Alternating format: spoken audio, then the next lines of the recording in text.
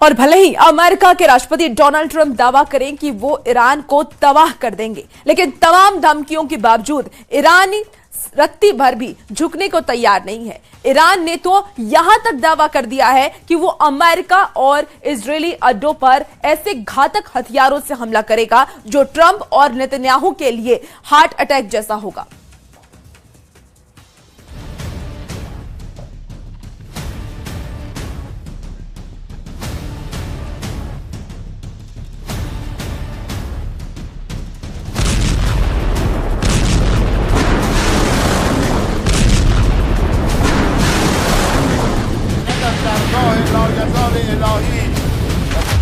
Iran में उतरे heart attack हथियार, तेहरान का सर्वनाश करेंगे ट्रंप।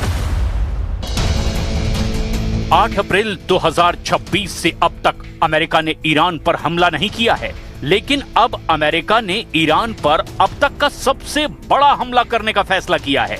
अमेरिकन सेंट्रल कमांड के chief commander admiral Brad Cooper ने ट्रंप को हमले का पूरा ब्लूप्रिंट भी दिखा दिया है। दावा तो यहां तक किया जा रहा है कि अमेरिका ईरान पर सीमित छोटा लेकिन अब तक का सबसे घातक और भीषण हमला करने जा रहा है। खबर तो यहां तक है कि 8 अप्रैल से अब तक जो सीज फायर का नाटक किया गया है, उसके पीछे अमेरिका की वो सैन्य तैयारी थी जिसे बड़ी तेजी से पूरा किया जा रहा है। अब अमेरिका और इजराइल ने ईरान में 3 मुख्य टारगेट लॉक कर दिए हैं।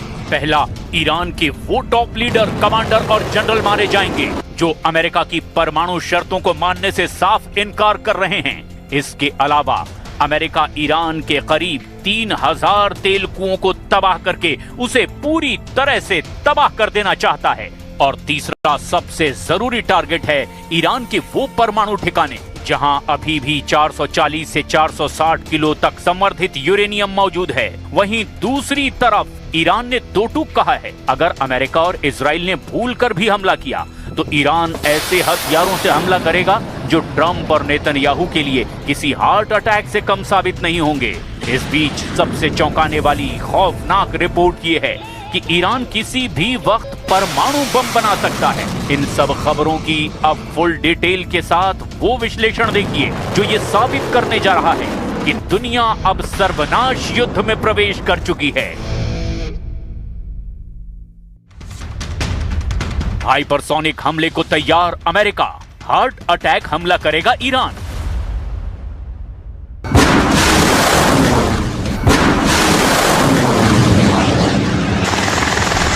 अमेरिकी सेंट्रल कमांड यानी सेंटकॉम किसी भी वक्त ईरान के बंदरगाहों, हॉर्मुज स्ट्रेट, हर द्वीप, तेल के कुएं और पाइपलाइनों पर हमला कर सकता है। इसके अलावा अमेरिका और इजराइल मिलकर ईरान के नतांज, एस्फान, फोर्डो, बुशर परमाणु ठिकानों पर भी हमले कर सकते हैं। इधर ईरान ने भी ऐलान कर दिया है कि इस बार ईरान ऐसे घातक नए हथियारों से हमले करेगा जिसकी कल्पना ना तो अमेरिका ने की होगी और ना ही इजराइल ने।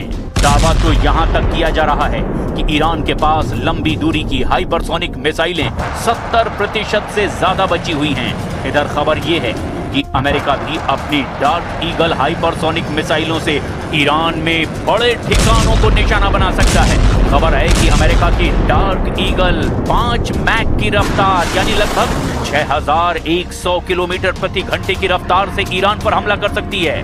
वहीं दूसरी तरफ ईरान की नेवी कमांडर ने ऐसा दावा किया है जिसे सुनकर ट्रंप और नेतन्याहू भी बेहद तनाव में आ गए हैं। ईरान की सरकारी मीडिया में ईरानी नेवी के commander rear admiral Shahram Irani ने जो कहा उसे सुनकर आप भी हैरान रह जाएंगे।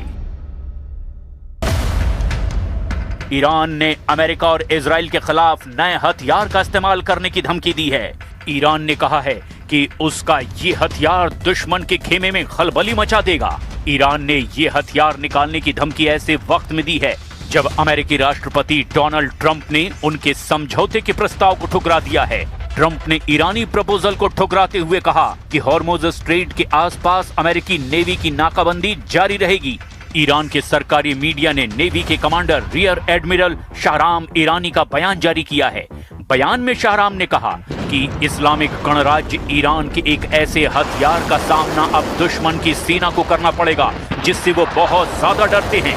ये हथियार दुश्मनों के एकदम करीब है। मुझे डर है कि उनके नेताओं को हार्ट अटैक आ सकता है। ईरान की इस नई धमकी से फिर से लड़ाई छिड़ने का अंदेशा पैदा हो गया है। ईरानी नेवी के कमांडर ने एक बयान में कहा कि उनकी ओर से अमेरिकी विमान वाहक पोत अब्राहम लिंकन पर हमले किए गए हैं। इसमें कम से कम 7 मिसाइल ऑपरेशन किए गए हैं। داشتیم مذاکره می‌کردیم. آتش بسی که می‌دونیم از همون اول هم عرض کردم با بدعهدی طرف مقابل مواجه شد. خب الان اینجا دیگه موضوع هسته‌ای موضوع اصلی مذاکرات نمیتونه باشه. موضوع اصلی خاتمه دادن به جنگ به نحوی که منافع و مصالح ما رو تأمین بکنه. कुल मिलाकर ईरान युद्ध अब ऐसे दौर में पहुंच चुका है कि अब जैसे ही हमला होगा दोनों पक्ष एक दूसरे पर सबसे घातक हथियारों से हमला कर देंगे, जिसका अंजाम बहुत विनाशक हो सकता है।